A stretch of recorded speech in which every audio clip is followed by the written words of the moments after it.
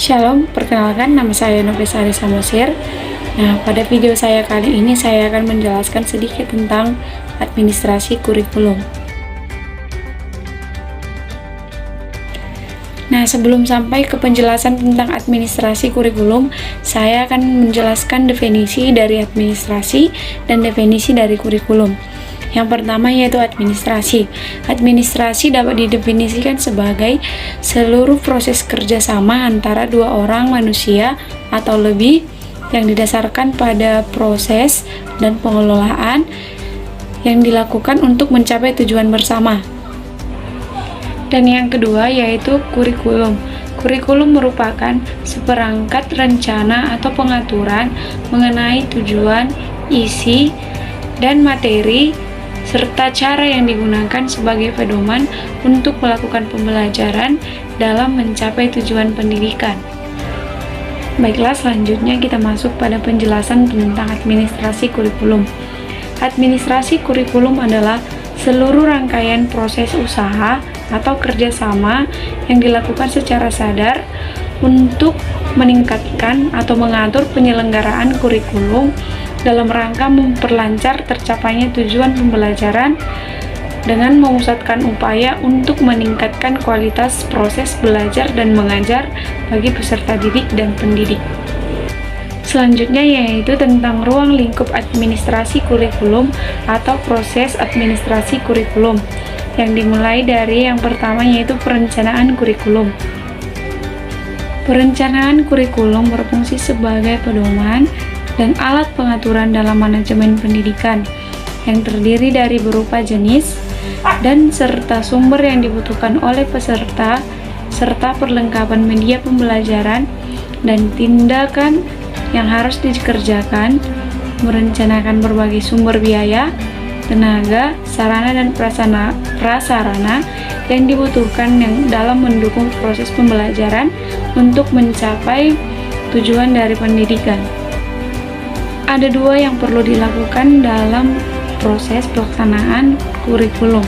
Yang pertama yaitu penyusunan program dan pengembangan kurikulum, dan yang kedua penyusunan pedoman teknis pelaksanaan kurikulum seperti penyusunan kalender pendidikan.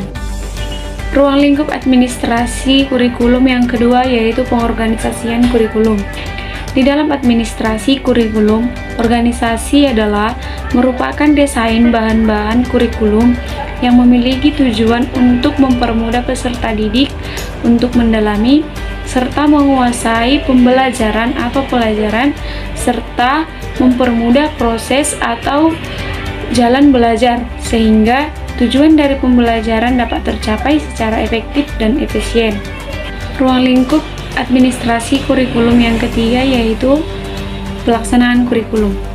Pelaksanaan kurikulum adalah proses yang memberikan kepastian bahwa proses belajar mengajar telah memiliki sumber daya manusia dan sarana serta prasarana yang diperlukan sehingga dapat mencapai tujuan yang sudah ditetapkan atau yang sudah diinginkan. Dalam proses pelaksanaan kurikulum, ada beberapa kegiatan-kegiatan yang harus dilakukan oleh guru.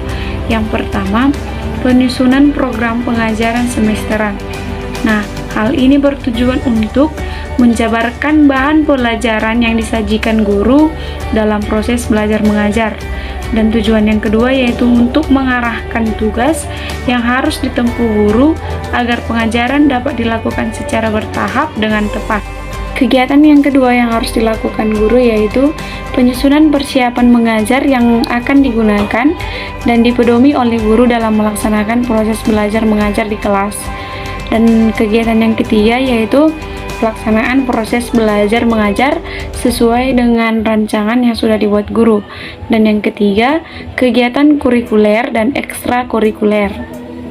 Ruang lingkup administrasi kurikulum yang ketiga yaitu pengawasan kurikulum. Pengawasan identik dengan kata controlling yang berarti pemeriksaan. Sedangkan dalam Kamus Bahasa Indonesia, pengawasan itu adalah penjagaan. Nah, pengawasan adalah fungsi administratif bagi administrator untuk memastikan bahwa apa yang dikerjakan sesuai dengan yang dikehendaki atau sesuai dengan yang sudah dirancang. Pengawasan itu meliputi pemeriksaan apakah semua berjalan sesuai dengan yang direncanakan atau sesuai dengan instruksi-instruksi yang dikeluarkan dan prinsip-prinsip yang sudah ditetapkan. Ruang lingkup administrasi kurikulum yang keempat yaitu evaluasi kurikulum. Evaluasi kurikulum merupakan kegiatan yang sangat penting dilakukan karena hal ini bertujuan untuk mengetahui apakah tujuan pembelajaran yang dilakukan berjalan dengan lancar atau tidak sesuai dengan rencana yang sudah ditetapkan. Evaluasi kurikulum adalah proses penerapan prosedur ilmiah untuk mengumpulkan data yang valid dan reliable untuk membuat keputusan tentang kurikulum yang sedang berjalan atau yang telah dijalankan. Penjelasan selanjutnya yaitu tentang fungsi administrasi kurikulum. Saya akan menjelaskan 6 fungsi administrasi kurikulum yang dimulai dari yang pertama yaitu fungsi penyesuaian. Fungsi penyesuaian adalah kemampuan pendidik atau pengajar untuk menyesuaikan bahan ajar. Terjadinya perubahan kurikulum karena adanya perubahan zaman yang semakin berkembang, maka kurikulum menyesuaikan pada kebutuhan dan perkembangan zaman tersebut. Fungsi yang kedua yaitu fungsi integrasi. Kurikulum berfungsi sebagai kesatuan proses dalam mengintegrasikan potensi-potensi peserta didik agar peserta didik menjadi pribadi yang unggul dan berkualitas.